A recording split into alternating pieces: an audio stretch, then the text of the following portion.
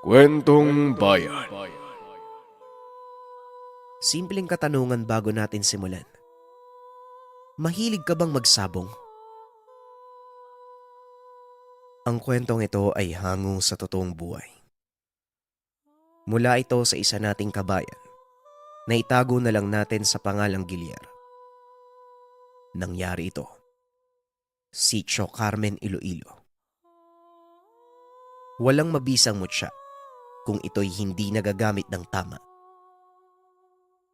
Naku po, talo na naman tayo pre. Iba talaga tong manok ni Maning no? Parang sinasapian ng demonyo kapag nasa laban. Pansin mo parang sobrang payat na ng manok niya. Parang isang ihip lang lilipar na yan eh. Pero ilang laban na hindi pa rin natatalo eh. Lagot ako sa asawa ko nito. Ubus na yung sahod ko. Naitaya ko lahat sa manok mo, Gilyar. Wika ni Buboy. Oo nga no. Grabe ang manok ni Maning eh.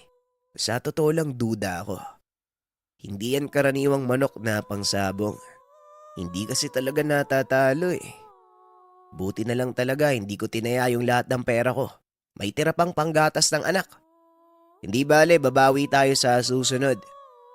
Gilyar, kailangan nating malaman yung sekreto ng Maning na yan. Wika ni Dado. Sigurado akong kondisyon yung manok ko pero talo pa din. Hayaan mo Buboy, papairamin na muna kita. Pasensya na ha. Pati kayong dalawa nadamay sa hilig ko. Ewan ko ba? Sa susunod na laban maghahanda tayo. Babawian natin yan. Wika ni Gilyar. Umalis na ang tatlo bitbit ang tali ng talon ng manok. Malungkot silang naglakad pa uwi dahil sa naganap. Nanghihina ang binata. Nakukonsensya siyang nadamay pa ang mga kaibigan. Pero hindi malis sa utak niya kung paanong natalo ang manok. Habang naglalakad, halata ang panlulumo sa kanila. Hindi nagkikibuan hanggang sa naunang nakauwi si Buboy at Dado. Samantalang si Gilyar, dadaan pa ng pilapil na may nagtataasang kugon. Dulo at liblibang tahanan na inuuwian ng binata. Malaki ang lupa na sinasaka ng ama at wala naman silang kapitbahay sa lugar. Sa paglalakad napansin niya ang kakaibang bulaklak ng kugon. Napakaganda ng mga ito sa paningin ng binata, kaya pumutol siya ng isa at dinala pa uwi. Sa isip ng binata, ibibigay niya ito sa inang mahilig sa herbal na gamot. Sa mga hindi nakakaalam, mabisang gamot ang tangkay ng kugon lalo pa kung ito'y naibabad sa langis na ginagamit pang hilot. Pwede din itong gawing walis tambo o kaya namang gawing dekorasyon. Habang nangunguha may namataan si Gilyar na isang matandang dumaan. Napaisip naman ng binata dahil sigurado itong sila lamang ang nakatira sa lugar. Kaya alam niyang dayo ang matanda. Napahinto si Gilyar sa pangunguha dahil biglang tumigil ang matanda sa tapat ng kinakatayuan. Magandang hapon sa'yo bata. Alam mo ba ang bahay ni Dorong? Kanina pa ako naglalakad at alam kong ito na ang dulo. Hindi man lang sinabi ng napagtanungan ko na malayo palang lalakarin ko. Abay, pangtali ng manok yung dala mo ah. Galing kang sabungan ano? Wika ni Mang Doming. Magandang hapon din po sa inyo. Durong po ba? Tatay ko po yun. Sabay na po kayo sa akin. Naku, mukha nga pong mahaba yung nilakad nyo ah. At saka ito po bang hawak ko? Opo eh. Magaling yung nakalaban namin kaya eto na lang yung nauwi ko. Itatali ko na lang sa kugon. Nga po pala, tagasan po kayo? At saka ano pong kailangan nyo kay tatay? Tanong ni Gilyar. Kasi kaibigan ko si Dorong eh. May bibigay lang sana ako sa kanya. Ay nako, baguhan ka sa sabong ano. Talagang hindi matatalo ang manok na alaga ng aswang. Halika na nga, mamaya pag-usapan natin yung nangyari sa'yo. Tugon ni Mang Doming. Nagulat si Gilyar sa matandang nagpakilala sa pangalang Doming. Ganun pa man hinayaan na muna ito ng binata. Inayos na lamang niya ang tali sa mga kugon at ipinatong sa ulo. Unang naglakad ang binata kasunod ang matanda. Ilang sandali pa naaninag na nila ang kalakihang tahanan. Medyo malayo pa ito sa kanila. Narinig na ng binata ang sigaw ng ama. Nakita na nito ang anak na kasama ang matalik na kaibigan. Mababakas sa dalawa ang saya dahil sa muling pagkikita. Napakaaliwalas ng mukha ni Tatay Dorong habang kasama si Mang Doming. Mahahalata na maganda ang samahan ng dalawa. Ngunit hindi maiwasan ang binata na mag-isip. Lalo pa, hindi naman ito napakilala ng ama sa kanila. Tatayo ka na lang ba dyan? Parang natigilan ka na, Gilier. Ilapag mo nga yung dala mo. Ni hindi mo sinamahan ng ama mo sa pag-aasikaso sa bisita. Ay naku, bata ka. Nasa na yung dalang... Yung manok, nasan yung dala mo kaninang manok? Ay nako, ikaw talaga, talo ka na naman. Hindi ko alam kung saan mo nakuha yung pagkasabungero mo. Ang masaklap, hindi ka naman nananalo. Kung kinain na lang sana natin yung manok, nabusog pa tayo eh. O siya sige, mag-igib ka na lang na makapagluto na ako ng hapunan. Wika ni Nanay Lyra. Lyra, papasukin mo nga muna ang anak mo at may iutos mo na ako. Halika anak, bumili ka pala ng tuba sa baryo. Yung may balok ha. Domeng, nagtatabako ka pa pa. Para isa na lang ang lakad ni Gilier. Dalin mo yung galong nakasabit sa may kusina. Sabihin mo kay Bakekang, punuin ka pa. Huwag mo rin kakalimutan ng 2 tabako ha. Dalian mo, paggabi na. Wika ni Tatay Dorong. Akala ko po ba tayo hindi ka naiinom? Di ba na yun po yung sabi niya? Tatay talaga oh. Alam mo namang masama yan sa kalusugan mo eh. Hindi ka talaga nakikinig. Tugon ni Gilier. Ay anak, hindi naman palagi. Pero syempre, kagaya sa'yo ng mga kaibigan mo, mabuti kayo araw-araw nagkikita. Pero itong si Domeng, malayo pa ang nilakbay, makapunta lang dito. Sige na anak, nang makabalik ka na kagad, padilim na. Hindi magandang lumabas ng gabi lalo na't dadaan ka pa sa gubat. Wika ni Tatay Dorong. Napatango na lang si Gilier sa ama. Bago umalis, inayos na muna ng binata ang mga nakuhang kugon. Kinuha niya ang galon na paglalagyan ng bibiling tuba. Medyo may kalayuan pa ang tindahan, kaya nagdala siya ng lampara. Ilang sandali pa binagtas na ni Gilier ang tahimik na taniman ng ama. Habang naglalakad panay naman ang pupok niya sa galon. Hanggang sa bigla siyang nakarinig ng sipol. Napatingin siya sa paligid at walang makita.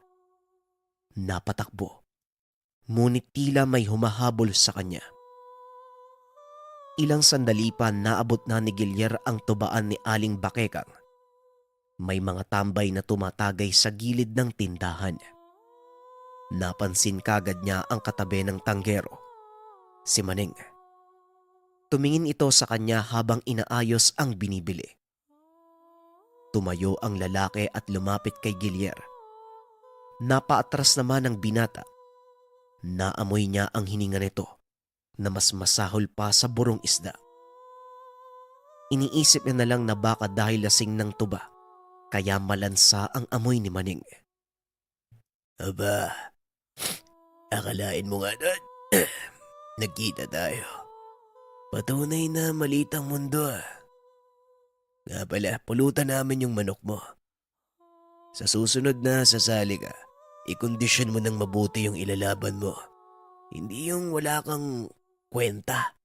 Kita mo, hindi man lang nakatagal yung manok mo eh. Patay ka agad. At saka, ano ba tong manok mo, napakapangit ng lasa? Wika ni Maneng. Pare, hayaan mo na yung bata, mahirap na. Baka magsumbong yan sa tatay niya. Alam mo namang dayo lang tayo sa lugar eh. Sige na, maupo ka na. Atoy, pasensya ka na ha. Lasing lang tong kaibigan ko. Wika ng isa pang lalaki na ang pangalan ay Dexter. Ay, kung gusto nyo ng gulo, abay wag dito sa tindahan ka. Pareho talaga kayong malalagay sa alanganin. Yung tuba, nilalagay sa tiyan, hindi sa ulo. At saka inom lang. Wag nang mangdamay ng bumibili. Sige na, Gilyar. Wag mo nang pansinin. Lasing lang ang mga yan. Wika ni Aling Bakekang. Hindi naman ako nanggugulo. Sinasabihan ko lang naman siya ng gagawin niya para sa susunod alam niya na. At sa tanda, huwag kang mag-alala. Kaya kong bayaran yung lahat ng meron ka. Kahit ikaw, kaya kitang bilhin eh. Magtawag ka ng kahit sino. Hindi ako natatakot. Wika ni Maneng. Tumalikod na ito sa kanila. Inalalayan naman ni Dexter ang kaibigan habang padabog na palayo sa lugar. Panay din ang pagingi ng paumanhin ni Dexter sa lahat. Napabuntong hininga na lang si Gilier. Hindi niya din inaasahan na ganon ang mangyayari sa pagbili ng tuba. Humingi din ito ng pasensya at nagpaalam na sa tindera. Hawak niya ang biniling tabako at tuba. Binagtas niya ang kahabaan ng daanan. Dahil inabot na ng dilim kaya sinindihan niya ang gasera hanggang sa makaabot sa gitnang bahagi.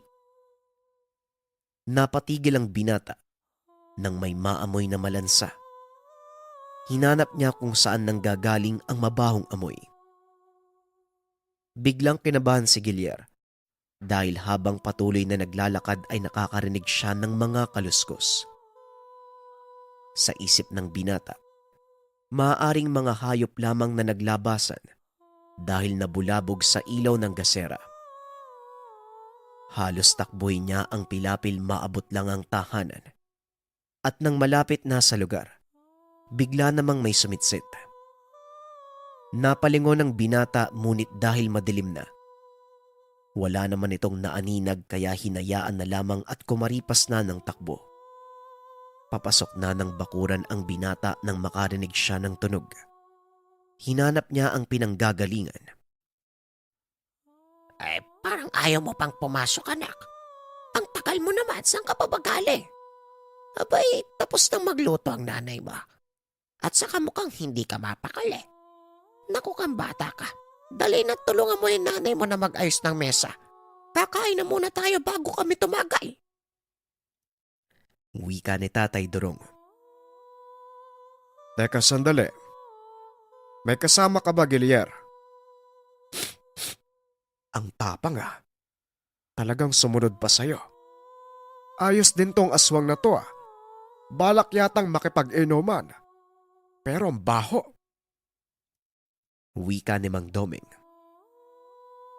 Aswang, wala naman po akong nakita. Baka amoy usok lang po ako. Nagsunog po ako ng mga dahon kanina eh. Sige nga po, magbibihis muna ako. Hanggang sa napansin ng binata na panay singhot ang matanda sa paligid. Hiningi ni Mang Doming ang isang tabako at sinindihan. Inutusan niyang lumabas ang binata at tumayo sa tapat ng pintuan. Nagtataka man ay sumunod si Gilier. Humithit ng tabako ang matanda at ibinuga ang usok sa binata. Magsasalita pa sana si Gilier. Ngunit biglang hinawakan ng matanda at hinila papasok, sabay sarado ng pintuan. Meron lang akong kinukumpirma. Tigbaliw. Yan ang sumusunod sa'yo.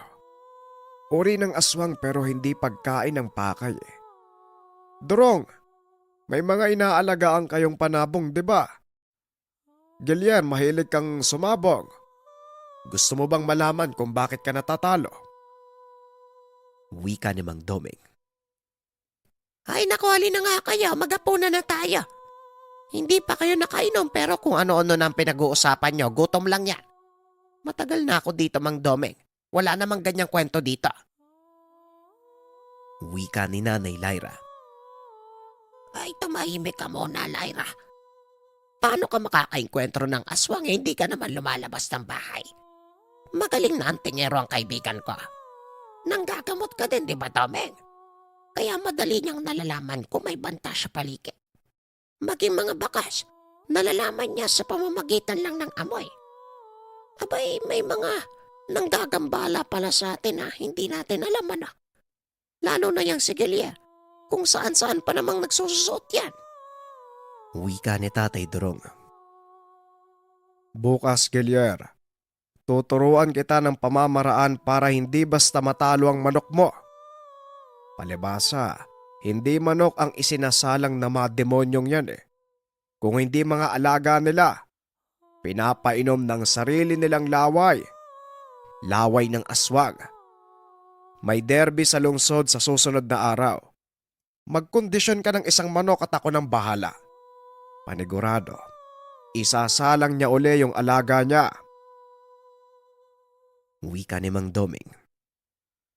Dahil napangako niya sa mga kaibigan na babawi, kaya hindi nagdalawang isip ang binata na sumang-ayon.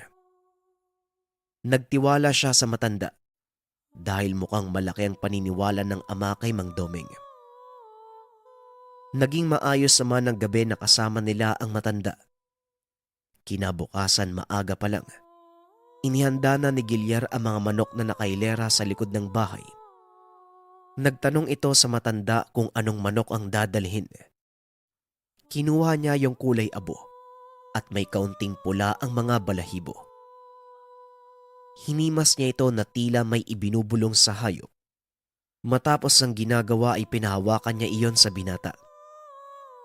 Ayon kay Mandoming, damhin lang ni Gilyar ang hawak na alaga at subukang ikonekta ang kalooban nang sa ganon mapasunod ang manok sa anumang pag-uutos. May binigay din na pinatuyong maliit na butil ang matanda. Sa paglalarawan niya mukha itong maliit at naputol na kahoy. Mutya ng sili ang tawag dyan, iho. Mabisang gamit ng mga sabongero o mga nagsusugal. Subok na ang mutyang yan. Kaya alam ko at siguradong mananalo ka. Sasama din ako sa laban. Aalalayan kita. Wika ni Mang Doming. Maraming salamat po ah. Gusto ko lang din sanang mabawi yung natalo ng mga kaibigan ko. Sana po magdilang anghel kayo. Tugon ni Gilyar. Ang sa akin lang, hindi mo dapat ginagawang bisyo ang sapong. Yung binigay sa'yo, gamitin mo ng tama. Ang mga gamit na ibinibigay, kapag hindi umaakma sa nagtatangan, umaalis. Pagkatapos mong mabawi yung natala mo, tama na yan anak. Tulungan mo na lang kami ng nanay mo sa bukid. Mas magandang kumita ng pera ng pinaghihirapan. Wika ni Tatay Durong. Napatango na lang ang binata at nangakong babawiin lang ang natalo. Hanggang sa dumating ang araw ng derby sa lungsod. Maagang naganda si Gilyar at sinabihan ang mga kaibigang sumama. Hindi naman siya binigo ng mga ito. Bagkus todo suporta pa rin ang dalawa. Ayon pa sa mga ito, walang iwanan. Laban ng isa ay laban nilang lahat. Kasama din ng binata ang dalawang matanda na si Tatay Durong at Mang Doming. Hawak ang manok ng makasalubong nila si Maning. Kagad namang umihip ng pamproteksyon si Mang Doming nang masiguradong ito ang tigbaliw. Nakatingin lang ito sa kanila habang hawak ang alaga na namumula ang mga mata. Tumingin ito sa matanda habang nakangiti ng nakakaloko. Napakaingay sa lugar dahil sa dami ng tao. Nakahanda na din ang mga manok na ilalaban kasama ng manok nila. Narinig din nila ang tagapamahala ng sabong at sinabing matira ang matibay. Magkahalong tensyon ang naramdaman ni Gilyar, lalo pat malaki ang pustahan. Kalmahan mo ang sarili mo nang hindi mahawa ang alaga mo. Bigyan mo ng magandang presensya. At sa Gilyar, maniwala ka, makakabawi tayo. Wika ni Mang Doming. Kaya pala natatalo ang manok mo. Nahahawa mo. Ayusin mo yung pakiramdam mo nang tumapang ang manok mo. Naririnig mo ba ako? Dagdag ni Tatay Durong. Napatango naman ang binata at ilang sandali pa. Nagsimula na sila sa laban. Isinipit ng matanda ang mutya sa tari ng manok ni Gilier. Itinali niya itong mabuti upang hindi matanggal. Inihipan din ito ng matanda ng orasyon para mas lalong tumapang ang manok. Naipanalo nila ang unang laban hanggang sa natira na lang ang manok niya at ni Maning. Nakitaan ng matanda na nagkakarga na ng orasyon si Maning. Kaya nagdagdag pa ng orasyon si Mang Doming upang makasigurado sa laban. Nang maisalang, nanlaki ang mga mata ni Maning dahil isang talpak lang mula sa manok ni Gilier. Tinamaan kagad ang manok niya at natumba. Napakabilis ng laban. Napayaw ang magkakaibigan dahil nanalo ang pambatong manok. Nanlilisik ang mga mata ni Maning dahil sa nangyari. Ang hindi nito alam, bistado na ng matanda ang galaw niya. Kaya nabasag ni Mang Doming ang proteksyon ng manok ni Maning. Nakatitig lang ito ng masama na tila nagsasambit pa ng mga dasal. Hindi na ito nakapagpigil at biglang sinugod ang grupo nila Gilier. Bigla namang humarang si Mang Doming para depensa ng binata. Nako, hindi mo gugustuhin na kasabay mong mamamatay yung alaga mo. Alam ko ang nararamdaman mo. Pero maraming tao. Ayaw mo namang mamatay sa harapan mismo nila, hindi ba? Kaya kung ako sa'yo, bumalik ka sa baryong pinanggalingan mo habang nakakapagpigil pa ako. Wika ni Mang Doming. Hoy tanda, tandaan mo hindi pa tayo tapos. Lalo ka na Gilier. Kasama ng mga manok mo. Papatayin ko lahat yan. Lahat kayo, papatayin ko. Wika ni Maning. Tumalikod na ito at naglakad papalayo. Samantalang abot langit naman ang tuwa ng magkakaibigan nang mabawi ang talo. Kung tutuusin, naging triple pa dahil sa laki ng pustahan. Hinirang na kampyon ang manok ni Gilier. Sobra naman ang pagpapasalamat ni Tatay Durong sa kaibigan. Nang matapos ang laban ay tumigil na din si Gilier. Lalo pa ng isang araw nakita niya na lang ang mga alagang manok na wakwak ang tiyan. Alam niyang hindi siya kayang gantihan ni Maning sa sabong, kaya pinatay na lamang nito ang mga alagang manok. Natigil ni Gilier ang bisyo sa sabong. Itinuon na lamang ang sarili sa pagpapalago ng sakahan ng ama. Sa tuwing napapadaan naman sa sabungan, hinding-hindi niya makakalimutan ang ginawa ni Mang Hiner para sa kanya. Hindi lang pala normal na tao ang lumalaban sa ganong lugar. At hindi din normal na hayop ang kanilang pinanlalaban. Ngunit kahit may ganitong uri na kaganapan, hindi pa rin mawawala ang mga pangontran ng mga albularyo, mga manggagamot, patungkol sa ginagawang kasamaan ng mga elemento o nilalang. Laking pasasalamat ni Gilier kay Mang Doming. Hindi lamang dahil nanalo siya at nabawi ang pera. Dahil din sa matanda, natigil niya ang bisyo. Ang kwentong ito ay hango sa totoong buhay. Mula ito sa isa nating kabayan na itago na lang natin sa pangalang Ruben, taong 1983, Iloilo. Bata pa lamang nakaugalian na ng binatang si Ruben na uminom ng alak kasama ang mga kaibigan sa lugar. Bukod dito, madalas ring nasa sabungan ang binata kasama naman ang tiyuhin dahil magdamag ng umiinom nakatulog habang nakaupo sa kanto si Ruben. Hindi naman nabigla ang mga tao sa lugar nang makita ang binata dahil hindi naman yun bago sa kanila. Dahil mahilig uminom si Ruben, Nakasanayan na nito na matulog kung saan-saan. Uy Ruben, mamaya babalikan kita dito ah. Dadalo tayo sa pasabog ni Mayor. Marami raw dayo mamaya. Balita ko pa, magaling ang mga manok na dadalhin. Pusta na natin tong natitira kong pera. Sigurado naman akong hindi tayo matatalo eh. Diyan ka lang Ruben ah, babalikan kita mamaya. Wika ni Tiyo Paeng. Ito ang pinakamalapit na tiyuhin ni Ruben at palaging kasama, lalo na pagdating sa kalokohan. Ngunit kahit kilalang lasinggero at sabongero sa lugar, hindi naman ito masamang tao at ni minsan, hindi naman siya nakapanakit o nakipagbasag ulo. Dahil sa pagiging mabuting tao kaya marami siyang kabarkada sa lugar. Kilala si Ruben na maaasahan at mapagkakatiwalaang tao. Kaya naman kahit ano pang oras o saang lugar na mapunta, tiyak na meron itong kakilala at tutulong sa binata. Samantala nang matapos magsalita si Tiyo Paeng, tumangulang ang binata at bumalik na sa pagtulog. Lumipas pa ang ilang oras pagsapit ng 12:00 ng tanghali. Muling bumalik si Tiyo Paeng. Naabutan naman ng tiyuhin si Ruben na maayos na ang kalagayan ng mga oras na yon.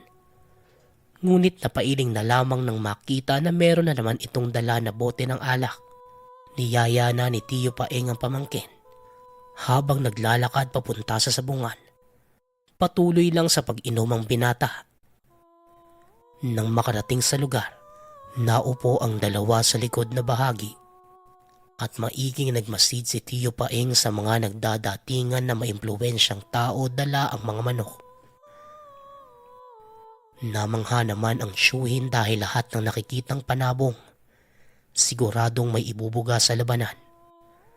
Samantalang si Ruben naman, walang pakialam sa nangyayari. Nakaupo ito sa tabi ng tiyuhin at nagsisimula ng umilik. Ay nakong bata to. Hindi ka pa nga nakakabangon sa pagkalasing. Uminom ka na naman. O sige, matulog ka na lang dyan. Kikilatisin ko muna ng maigi ang pupustahan natin. Diyos ko po, gabayan niyo sana kami. Naway maging swerte ang araw lang sa amin. Wika ni Tiyo Paeng. Hindi nagtagal nagumpisa na ang sabong. Bago pa pumili ng manok na pupustahan, tinatanong muna ni Tiyo Paeng ang katabing lasing. Kahit pa nakapikit, malinaw pa ding sinasabi ng binata ang dapat pustahan. Kung sino man ang banggitin ni Ruben, walang mintis na nananalo si Tiyo Paeng. Sa ganitong paraan palaging pumupusta sa sabungan ng tiyuhin. Sa ilang taong ginagawa yon, 100% na palaging tama ang sinasabi ni Ruben. Ngunit ang pagkapanalo ng sunod-sunod ay limitado lang. Dahil sa oras na hindi na magsalita si Ruben, nawawala na rin ang swerte ng tiyuhin. Paminsan binibiro naman ito si Ruben na baka may nakatagong mutya o anting-anting ang binata dahil sa dalang swerte. Tumutugon naman ang binata na wala at talagang malakas lang siya sa tsamba. Dahil sa dami ng magkakalabang manok, matapos ang ilang beses na panalo, noong hindi na tumugon pa ang binata tumigil na din sa pagpusta si Tiyo Paeng. Dati nasubukan na niyang ipagpatuloy ng walang tulong ng binata. Kaya lahat ng naipanalo ay napunta lang din sa wala. Nagpatuloy na lang siya sa panonood at triple na ang perang nasa bulsa. Nang magising naman si Ruben, sumasabay na ito sa hiyawan tuwing may nananalong mga manok. Bandang 4:00 ng hapon, dahil nanonood na lamang at hindi na pumupusta, nagiya nang umuwi si Ruben. Umalis na ang dalawa sa sabungan at habang naglalakad, hindi na iwasan ng magtiyuhin na pag-usapan ang kapitbahay ng binata na si Dado. Hindi ko nga rin po alam Tiyo eh. Bakit kaya mainit yung ulo nun sa akin? Nung isang araw nga po, balak ba naman akong saksakin sa likod? Buti nga nakailag ako eh. Hinayaan ko na lang po. Ayos lang naman po ako hanggat hindi naman ako nasasaktan. Wika ni Ruben. Si Dado ay halos kasing edad lang ng binata. Ang tahanan nito ay kaharap lang ng mismong bahay ni Ruben, kaya napaka-imposible na hindi magtagpo ang dalawa.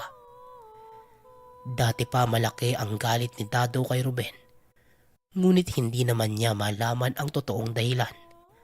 Lalo pat ni minsan hindi naman ito nasaktan o nakasagutan.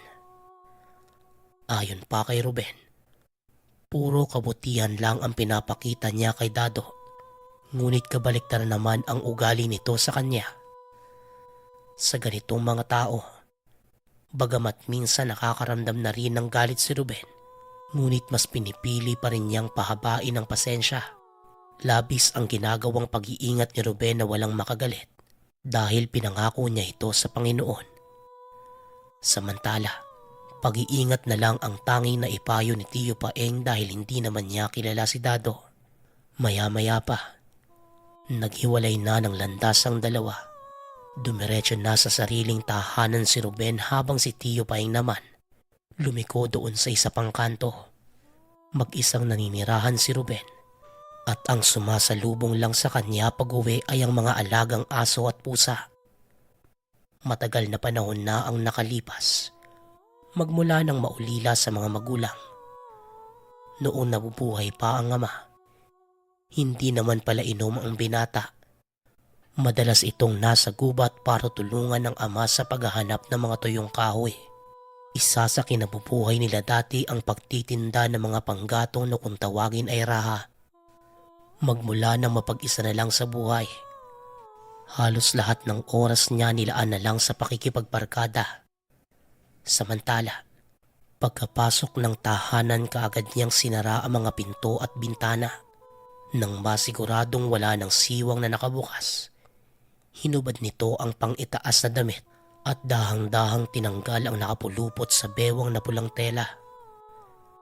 Sa loob nito ay may isang maliit na bagay na gawa sa pilak at nakahulma ang mag-asawang duwende. Maingat itong tinanggal ni Ruben para hindi mahulog sa sahig. Ang bagay na yon ang nagsisilbing anting-anting ng binata dahil ang mag-asawang duwende ay merong kakayahang akitin ang swerte sa sugal. Gaya ng sabong, mga larong baraha, bingo, sakla at marami pang iba. May angkin din na pang-akit sa negosyo at maaaring humiling sa mga gustong mangyari sa buhay. Ito ay pamana sa kanya ng ama bago mawala ng buhay. Ayon pa kay Ruben, sa ilang taon na kasama ang bagay na yon, natutunan niya na mas lumalakas ang bisa ng anting-anting tuwing nalalasing. Maaaring hindi yon ang tipikal na paggamit ngunit ito ang gumagana para sa kanya. Sa kabila ng paglalasing para maakit ang swerte, ang kabutihang loob ang hinding-hindi nakakalimutan ng binata dahil ito ang paulit-ulit na binilin sa kanya ng ama. Ayon kay Ruben, kahit gaano pa kaganda at katibay ang gamit, kapag ang may tangan na bahida ng kasamaan, hindi imposibleng sa isang iglap pawiin ito ng kalikasan. Samantala, kahit pa masasabing swerte si Ruben, hindi naman gaano kaunlad ang pamumuhay ng binata. Malinis ang hangarin niya sa pangangalaga at tumihiling lang ayon sa pangangailangan. Matapos na maitabi ang pulang tela, ipinatong na ni Ruben ang anting-anting sa lamesa kung saan katabi ng iba't ibang klase ng agimat. Bago magpahinga sa gabi, sinisigurado niyang madadasalan ang mga tangan. Bukod sa pamana sa kanya na mag-asawang duwende, bata pa lamang si Ruben sumasama na ito sa ama tuwing Biyernes Santo para mangolekta sa bundok ng mga buhay na anting-anting at mutya. Ang bahagi ng pagkataong ito ni Ruben, lingid sa kaalaman ng nakararami maging nantyuhin. Ayon sa binata, wala namang punto kung ipapaalam pa sa iba. Lalo pat hindi naman lahat ng tao magiging masaya sa ginagawa niya. Madalas, mas maraming nakakaalam, mas lapitin ka ng mga taong magtatangka na gawin sa iyo ang gamit. Kaya naman, ang ipinapakita lang ni Ruben sa mga tao ay isa siyang lasinggerong binata. Mas mabuti na yon kaysa naman malagay sa panganib ang buhay sa oras na malaman ng iba na isa siyang antingero. Sa ganitong paraan umiikot ang buhay ng binata. Pakikipag-inuman, barkada at pangungulekta ng iba't ibang tangan. Isang araw, alas 5 pa lang ng umaga nagising na si Ruben. Araw ng Biyernes Santo na mga panahong yun. Para sa mga antingerong kagaya niya, ito ay pagkakataon para muling makahanap ng bagong tangan. Kaya naman maaga pa lang lumabas na ng tahanan para ikondisyon ang katawan. Isa sa ginagawa nitong paghahanda ang pagtakbo ng 5 kilometro pagkagising. Bihira lang itong gawin ni Ruben, kaya halos lahat ng kapitbahay na madaanan ay nagtataka. Hindi naman yun pinansin pa ng binata, maging ang mga kaibigan na nagyayaya sa kaniyang uminom. Pinagbabawalan ni Ruben ang sarili na uminom tuwing araw ng Biyernes Santo. Samantala nang matapos naman sa pagtakbo, diretso nang naligo matapos makapagpahinga. Maghapon na abala si Ruben sa pagdarasal at pagkausap sa mga gamit na dadalhin niya sa pag-akyat ng bundok. Bandang alas 7 ng gabi, naghanda na ang binata. Lahat ng malalakas na tangan inilagay niya sa katawan. Ang iba naman ay ginawang palawit sa loob ng damit, sa paanan at sa iba pang bahagi ng katawan. Naghahanda na ang binata dahil malakas ang mga nilalang at elemento sa araw na yon. Ayon pa kay Ruben, may mga nilalang siyang makakaagaw at makakalaban sa paghahanap ng mga tangan. Hanggang sa nagumpisan ng maglakad ang binata paakyat ng bundok.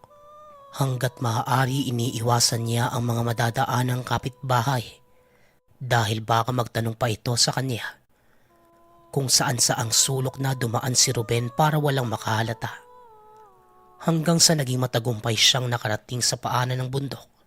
Hindi naman kagad nakakita ng mga tangan ng binata.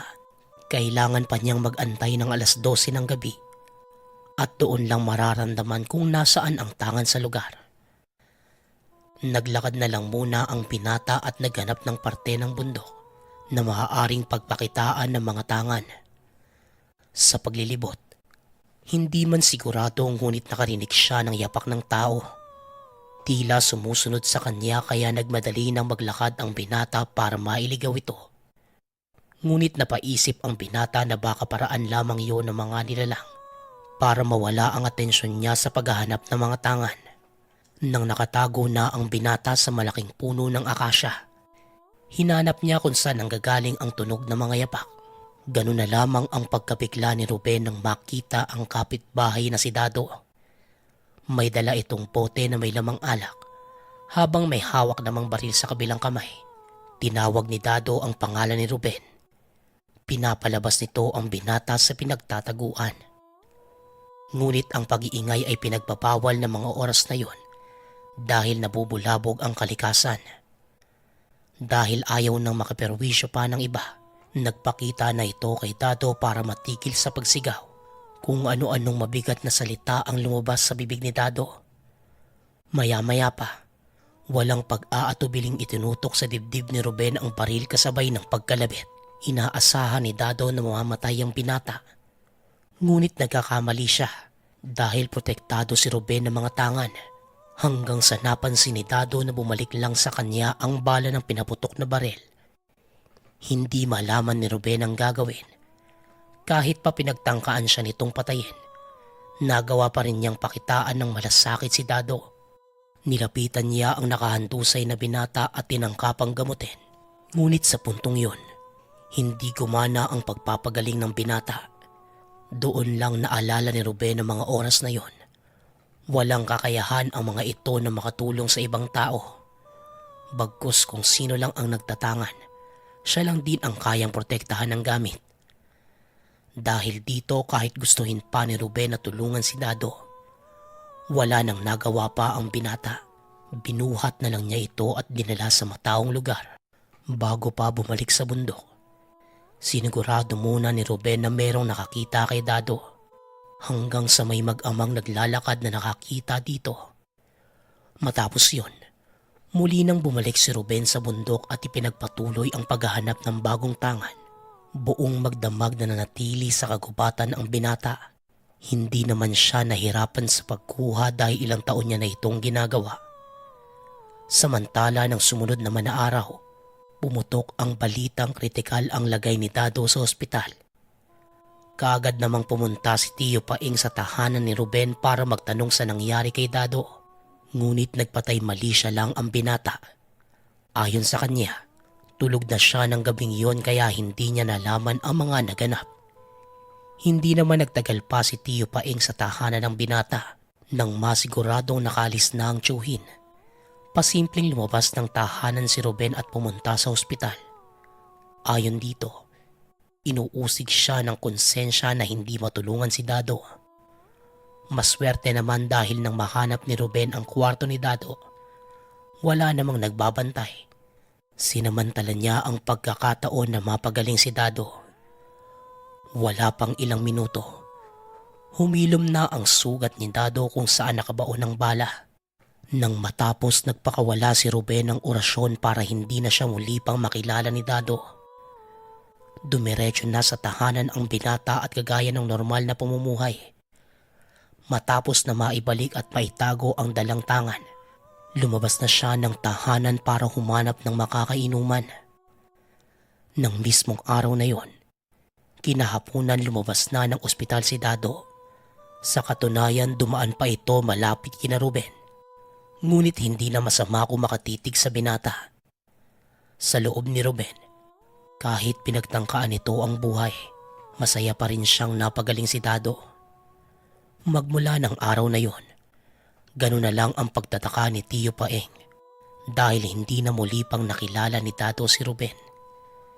Nagbiro na lang ang binata na baka utak nito ang natamaan ng bala, kaya bigla na lang nakalimot. Nagpaimbestiga na rin ang pamilya ni Dado ngunit napag-alaman ng mga otoridad na galing din sa sariling bala ng baril ang tumama sa kanya. Kaya nagkaroon ng haka-haka na pinagtangkaan nitong magpakamatay. Samantalang si Dado mismo, hindi na maalala pa ang mga nangyari.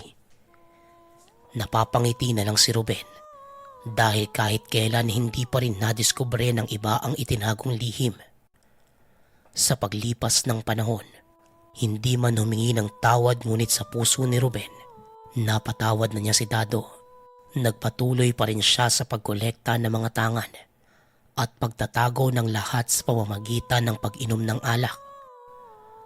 Palaisipan man kung ano nga ba talaga ang rason ng galit ni Dado sa kanya.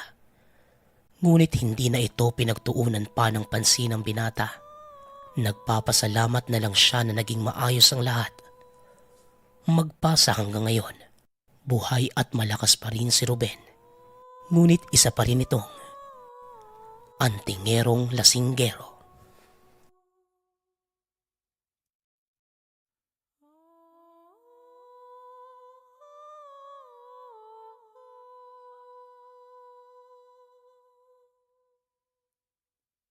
Kwentong Bayan.